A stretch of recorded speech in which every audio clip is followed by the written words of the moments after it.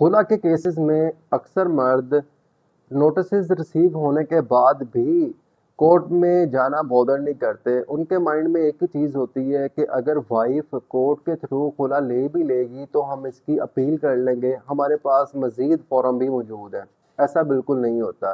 Basically خلا ایک ایسا کیس ہے یا ایسا دعویٰ ہے جس کے اندر اگر فیملی کورٹ عورت کو خلا کی ڈگری گرانٹ کر دیتی ہے, اس کے بعد مرد کے پاس کوئی اپیل کا رائٹ نہیں رہتا.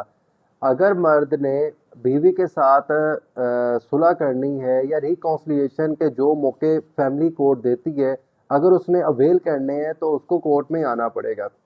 اس کے بعد اگر وہ کورٹ میں نہیں آتا اور وائف جو ہے کورٹ سے خلا کی ڈگری لے لیتی ہے, اس کے پاس کسی قسم کا کوئی اپیل کا رائٹ نہیں باقی رہتا.